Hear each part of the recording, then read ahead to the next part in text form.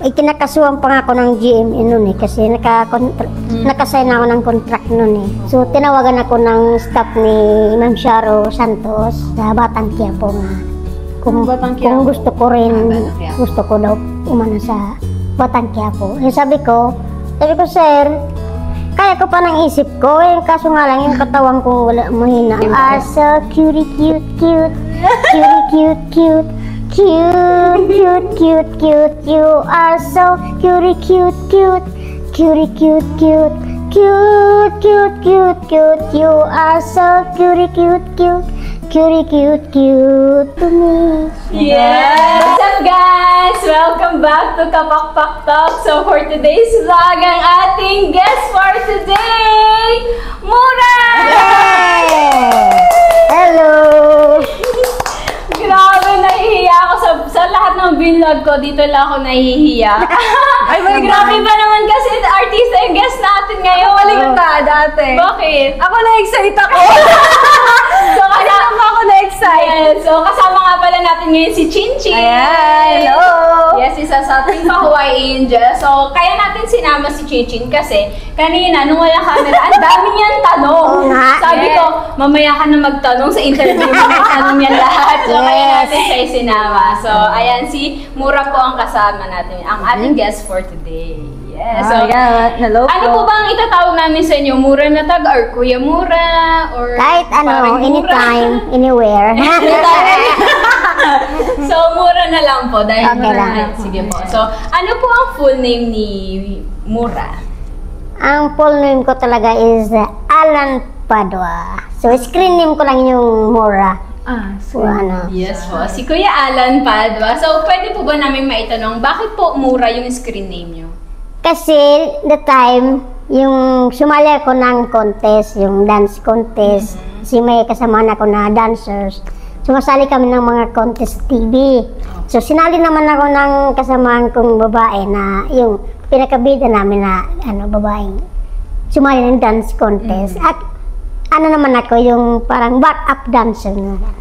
So, ako yung ginawang parang kapa ng parang si Lucifera ba? Tapos meron siyang maliit na anak siya nakapatong dito sa kanyang balita. Parang ako yung pinakakapan niya. Tapos yung tumigil yung camera dun sa mukha ko. Naiwan sa mukha ko yung camera. So sabi nila, si Mahal! Eh, hindi pala. Kamukha ko kasi si Mahal. Doon nag-start ang aking pagiging show business. Tapos kinabukasan na yun. Pinabalik ako na nila Kuya Willie, Kuya Randy. Tapos gusto mo niyan sumama kay Mahal sa Jack Empoy. So kasi may time no, meron kasing Jack Empoy, yung Jabong twins na twins, diba? Asin, dalawa talagang twins sila. Kami naman ni Mahal ginawang Power Pick Twins. Power Pick Twins. So nauna po sa inyo si Mahal? Si Mahal, dating na siya. So matagal na siyang artist. Okay po. So, napagkamalan po kayo nung una si Mahal, tapos hindi po pala, so kaya Mura na lang, kabalitaran. Pinagsama yung, kaya may Mahal, may Mura, kaya Mahal at Mura. Talagang pag sinabi yung Mahal, talaga may kaduktong na Mura. So, Mahal at Mura. So, kilalang po talaga kayo bilang mag-tandem kayo. Kaya nga may kanta kami nun, Mahal ang Mura, sa panahon ni lahat na ay mahal. So, nabasa ko po, or pagkakaalam ko po, dati po is singer din po kayo. Oo, nagsisingir-singiran din ako. Mayroon kayong ni Mahal album, yung Cute Cute Cute. Pwede po bang masample yung Cutie Cute?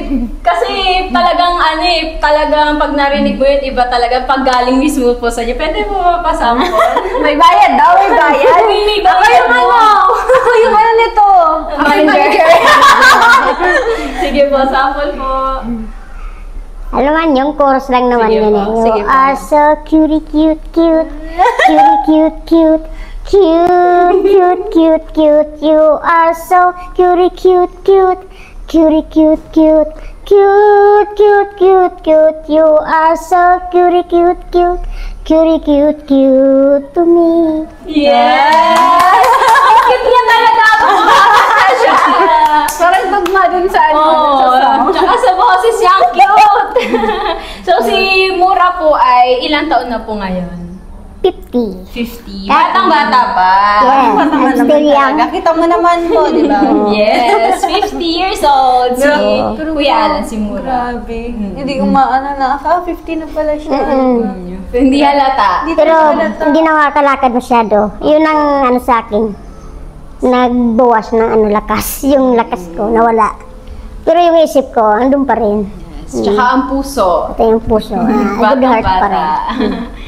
So, yun nga po, gusto ko pong tanungin. Kasi po, hindi na po kayo masyadong nakakalakad. Ano pong nangyari?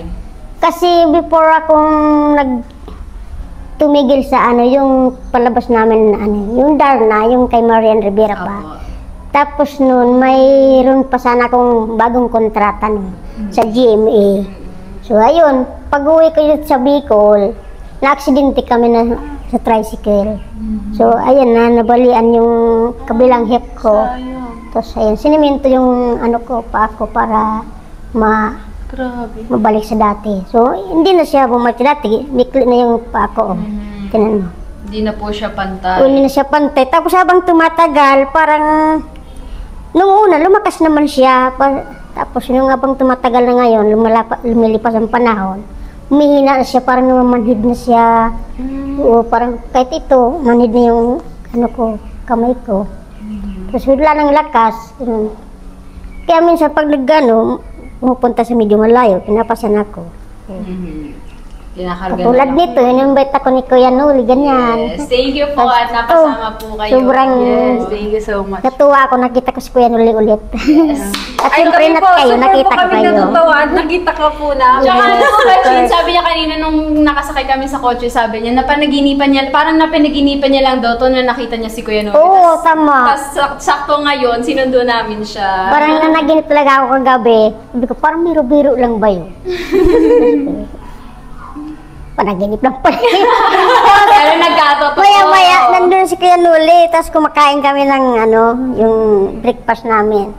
Kakatapos ko lang, pumasok ko ng kwarto, tapos may nag-ano sa labas. Mura! Tapos sabi ng kasama ko, Alan, may bisita ka na naman. Sino yun? Si Chin. Tapos nakita ko si Kuya Nuli, ay Kuya Nuli! Di mo pa alam, sabi niya, birthday ko ngayon. Ay, Diyos ko, thank you God. Pero nakapula na po siya. Oo, Hindi kapula na Ay, siya. nakapula na. Oo. Kapula. So, ayan, Chin, baka may gusto kang itanong. Ay, wait lang. Nabasa ko po kasi nag-research. I did my research.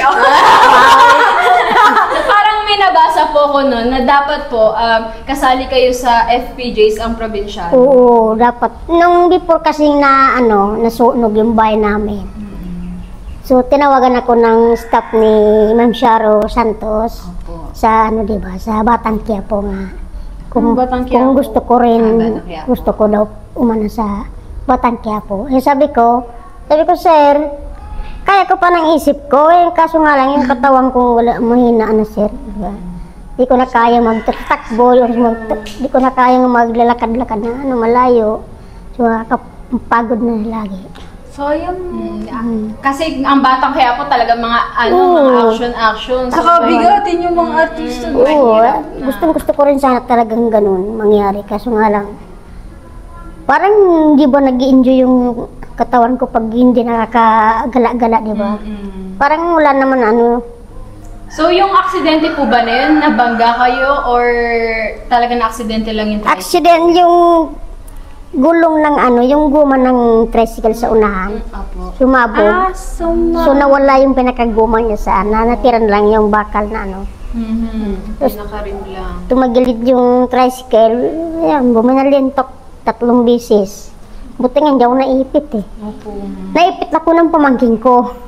Kasi inagis niya ako sa labas, tapos parang lumapa din siya sa ano ko. Naipit niya ako dito ng tuhod niya. Ito. Parang tinamaan din ng tuhod niya itong hip ko isa. Doon ako nagka-injure. Pero yung driver po. Yung driver, tumalo na siya. Kasi alam naman yung tatagilid na yung ano niya eh. Hindi po sinagot ng Wala driver naman- ang gastos. Hindi, yung may-ari ng tricycle na sumagot. Wala naman pong namatay. Wala naman, yung pilay-pilay lang. Sinalang praise, gado lang naman. Ako lang yung talaga yung na Napuruhan. sobra na puruhan. Tsaka yung kapatid ko din na babae, dito, nabalik din dito niya. So, nang dahil po sa aksidente na yun, hindi na kayo masyado ngayon nakalakad. Tapos yung apektado pa yung dapat magiging mga projects nyo, hindi Oo, na hindi na. matutuloy.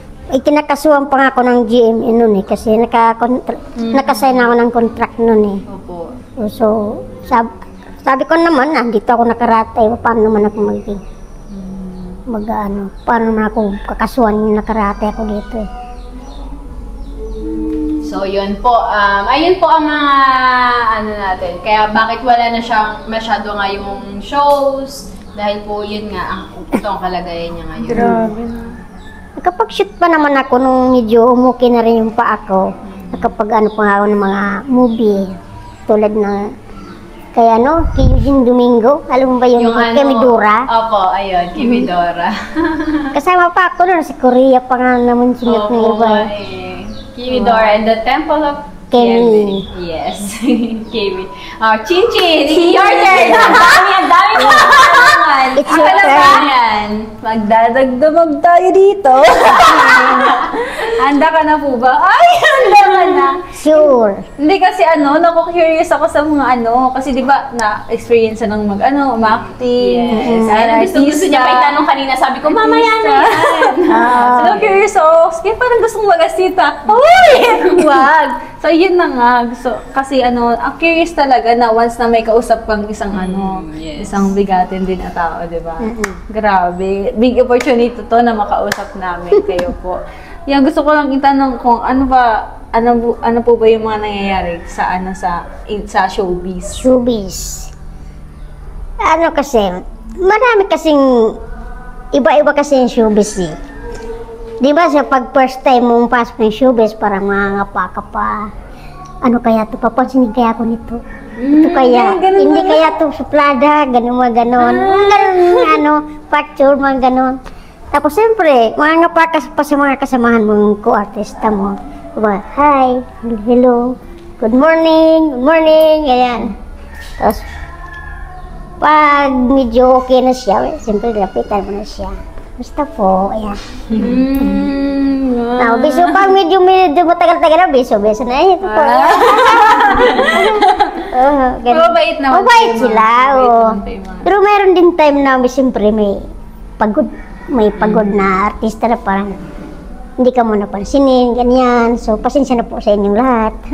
So, totoo po rin ginasabi ko. Ayun. Pero hindi naman lahat. So, pagkausap naman nila kaming mga artista, okay naman sila. So, hindi ko lang alam sa ibang labas ng showbiz. So, yun hindi ko na alam. So, meron naman siguro babalitan ng mga ganyan. Suplada, yan. Yung tanongin Chin kung sino. Huwag na. Ay, hindi naman. Alam na. Alam na. Pa lang, tawag doon, ano po yung nag-iba yung buhay mo simula nung di ka pa nasa showbiz, simula nung pumasok Bago mo tanongin yung Chin, tanongin muna natin kung paano siya nagsimula sa showbiz. Paano siya nakapasok. Sige, paano Before kasi ako pumasok sa showbiz, pumasok ako muna nag-work ako sa isang parang circus world. So, yung manager ko kasi, yung tita ko, mayroon siyang agency na pinapaano ng mga talent agency na pinapaalis sa abroad ng mga girls, mga dancers. So, doon ako pumasok. Tapos, mayroon din silang parang circus nanonood yung mga tourists. Pumapasok yung mga tourists doon sa namin, circus. Tapos ayun, naggagawa rin ako ng parang yung naglalaro kami ng bola ba, ganun. Juggler. Again yung imaginin. So ngayon, hindi ko na kaya, hindi ko na yung kamay ko, wala na eh. Pasmado na. Ayun, tapos doon kami nag-start. So sumasali-sali kami ng mga dance contest sa TV, yan. Dancer. Dancer. Pwede mo paturo. Wala na. So, ayun po. Tapos yung may mga singers din kaming punta ng abroad, Japan, o kung saan-saan. Tapos, natatandaan niyo pa po ba yung pinakaunang, nilabasan niyo sa TV? Anong shows? Mayroon kami, nag-champion kami ng showdown. Year 2000. Champion kami ng na-premium kami ng 100,000. Wow! Nung time na yun, sobrang malaking pera na po yun. Oo, binigyan ako nun ng 2,000 ng manager ko eh. Ano lang naman kasi ako ron eh. Yung parang backup lang, yung taga-sindi lang ng kandi. Yung apoy, paapoy ko. Paapoy. Pero ano po yung pinakauna yung naging movie? Volta. Volta na talaga. Oo, Volta. Yung kay Ai po, no? Tapos The Anothers. Yes. Kay Bong. Yes. Sunod Favorite na ko yun. yung mga kasama niya si Kuya Anong Bong. taon po yun? Yung The Anothers. 2004.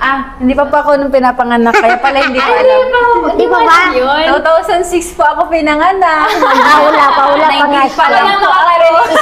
I-search mo. Search ko na lang po. Uy, maganda yung palabas The niya. Kasama Anothers. niya si Kuya. Ay, ito ba yung baka nagkakamali ako, yung may mga multo. Yun yun. Yun. The Ang ganda ng Anothers. palabas na yung nakakatuwa. Andun din si So Pokwa. yun guys, hindi pa ako makarelate. Yan, sila lang po Yung Volta, hindi mo nagkakaintindihan. din alam yung Volta. Yung Volta Hindi pa. palabas yun ni Ai. Tapos The Another, si Kuya Bong ang bida. Tapos yung mga multo yun, pero comedy. Comedy, horror. Okay. So, it's 4-4, yan. Ayan, X44. Kaming dalawa ni Bong. Wala pa ako sa mundong to eh. So, kailan po yung pinakahuli yung movie or naging show sa TV? Yung kay Eugene Domingo. Yun na po yung pinaka. Kay Midora. Medyo na rin ako nun eh. Difference na rin yung pa ako nun. So, Chinchin, yung iyong question? Sinidura. Kay Midora. Yun, po, curious lang ako, nung hindi ka pa po nag-showbiz, tapos nung pumasok ka na sa showbiz, ano po yung mga na-experience mo and yung mga nagbago sa buhay mo simula nang pumasok ka sa showbiz? Siyempre yung gustong-gusto ko doon yun kasi hindi ko nabibili ng mga laruan dati.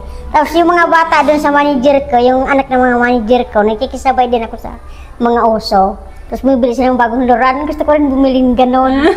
At gaya-gaya ka, hindi ko naranasan yung ganyang bata ako eh. Sabi ko, ganun. Kaya gusto kong bumili ng mga gadget, mga kahit yung mga bagong laruan na Tapos pag uwi ko doon sa bahay, pa dito sa Bicol, binibigay ko sa mga bata.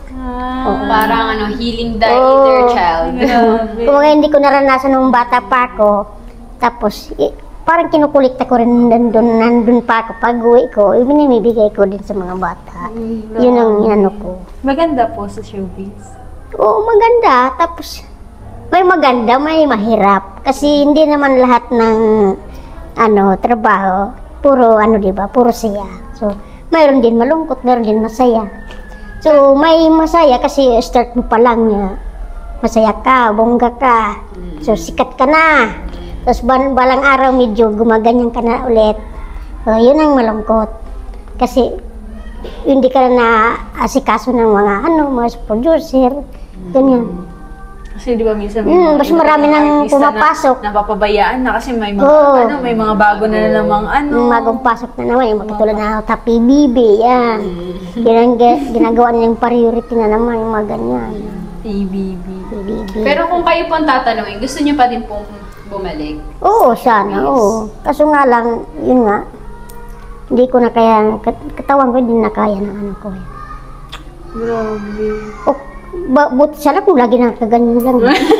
Ang pangit naman, di ba? Nakaburin. Parang hindi talaga yung Parang sa Batang Quiapo. Parang lang, Pwede mo mahingi yung number na nagtawag sa'yo? Ako na lang po mismo yung tatawag. Siya ang kinontak Ako na lang po yung kunin. Sabihin mo ako na lang. ano mo na lang yung number sa kanya. Hindi, joke lang po. Pero why not? Ano ba, di ba? Maganda siya. Oo. Nung pagdating nga kanina ni Chinchin, baliktad si Mura yung nagpa-picture kay Chinchin.